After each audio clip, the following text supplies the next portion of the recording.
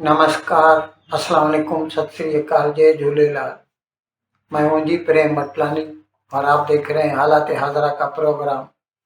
हकीकत ये है, इब्तदा में आपसे दरख्वास्त है, चैनल ज़रूर सब्सक्राइब करें।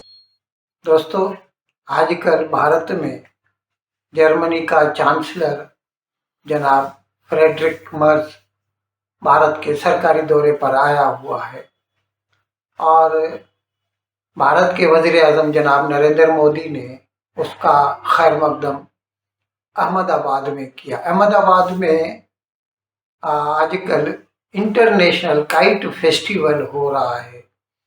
ये अभी बसंत की रुत है, तो कई जगहों पर काइट फेस्टिवल्स होते हैं, बाहर का खैर मकदम किया जाता है।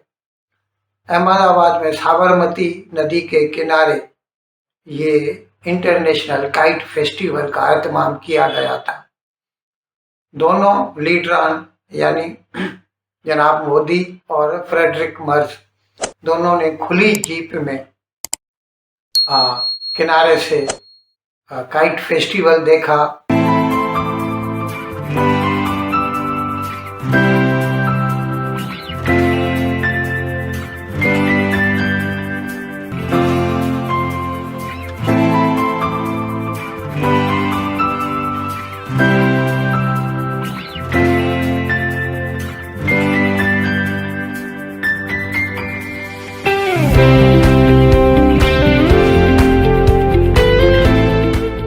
आज स्वामी विवेकानंद जयंती के दिन चांसलर मर्ज का भारत में स्वागत करना मेरे लिए विशेष प्रसन्नता का विषय है। चांसलर के रूप में यह उनकी भारत ही नहीं बल्कि एशिया की पहली यात्रा है। यह इस बात का सशक्त प्रमाण है कि वे भारत के साथ संबंधों को कितना गहरा महत्व देते हैं।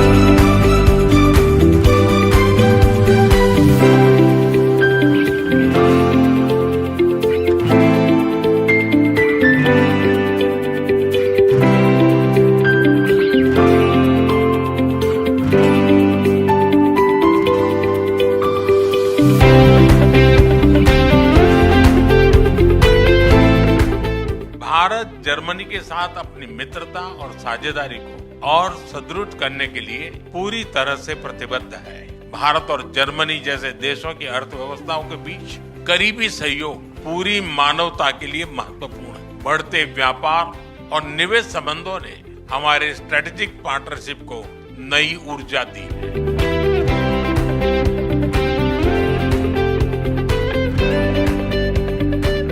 भारत और जर्मनी हमेशा कंधे से कंधा मिलाकर हम चलते रहे हैं। हमारी दोस्ती का प्रभाव ग्लोबल स्टेज पर भी दिखाई देता है। हम ग्लोबल साउथ के देशों के विकास के लिए अपने साझा प्रयासों को आगे भी निरंतर जारी रखेंगे।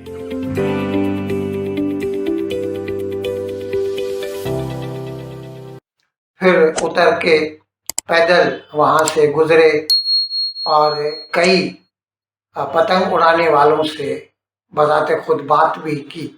एक चाहिए क्योंकि इंटरनेशनल है, तो उसमें एक बंदा जर्मनी का भी था जो पतंग उड़ा रहा था।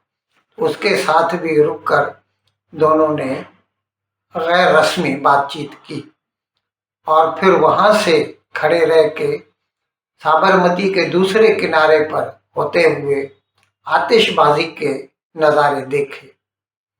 अब जाहिर है ये मोदी का तरीका रहा है। वो चाहता है कि जो दुनिया के बड़े बड़े लीडरान जब उससे मिलते हैं तो वो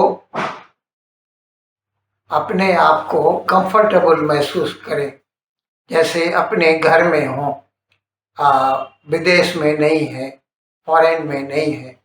इसीलिए वो इस किस्म के जो है फंक्शंस में उन्हें मदऊ करता है।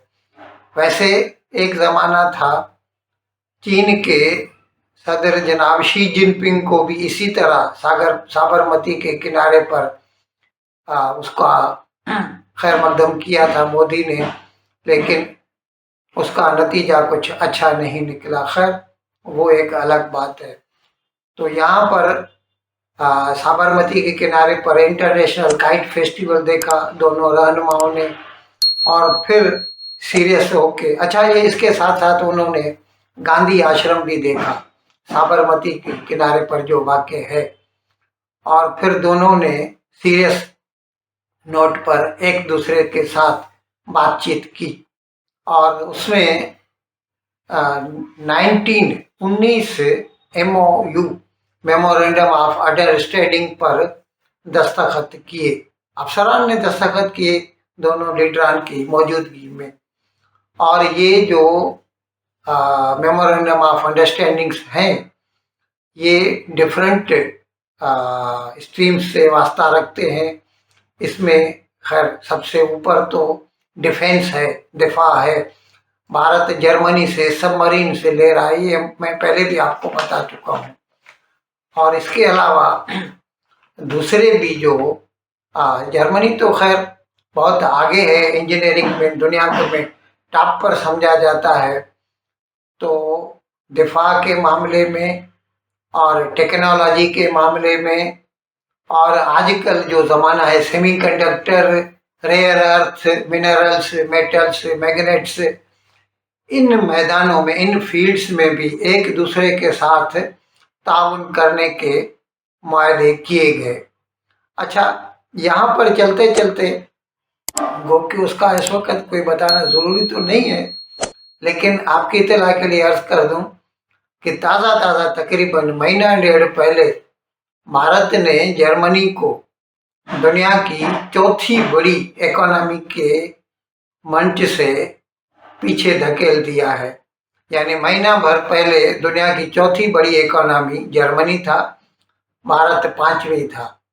अब भारत चौथी हो चुका है और जर्मनी पांचवी, और भारत लगातार कोशिश कर रहा है, और हमें उम्मीद है कि साल भर में यानी 2027 तक इंशाल्लाह हम दुनिया की तीसरी बड़ी इकोनॉमी बन जाएंगे। इस वक्त दुनिया की तीसरी बड़ी इकोनॉमी जापान है। तो जापान को उसके तख्त से बेदखल करना, इसके लिए हम कोशिश कर रहे हैं।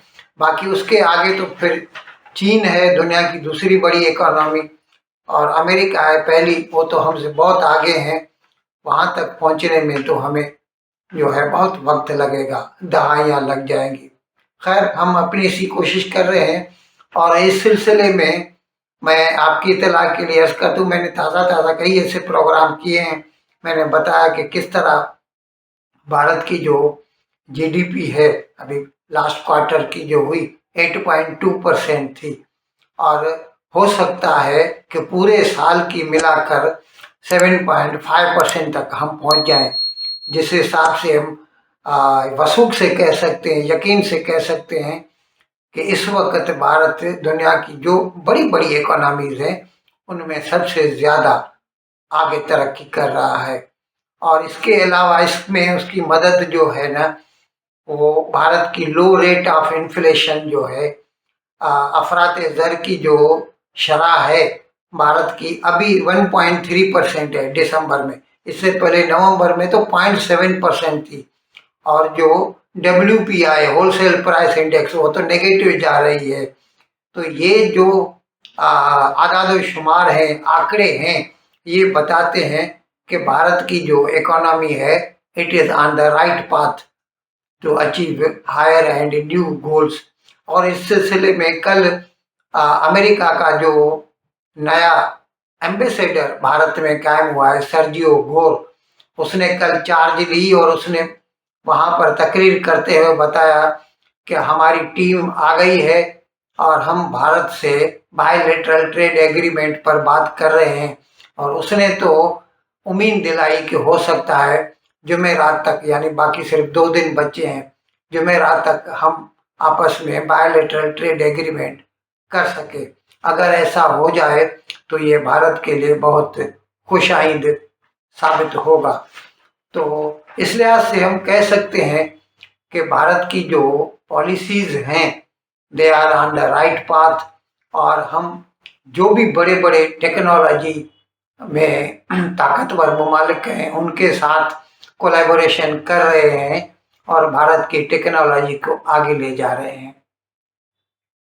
इन अल्फाज के साथ आज का प्रोग्राम ख़त्म करने की आपसे इजाज़त चाहता हूँ, लेकिन विदाई लेने से पहले एक मरतबा फिर आपसे मेरी दरख्वास्त है कि जिस किसी साहब या साहिबा ने अब तक हमारे इस चैनल को सब्सक्राइब नहीं किया, अज़राए करम इसको जल्द से जल्द सब्सक्राइब करें, प्रोग्राम को लाइक करें, शेयर करें और घंटी का बटन दबाना न भूलें। बहुत बहुत शुक्रिया। खुदा हाफिज़।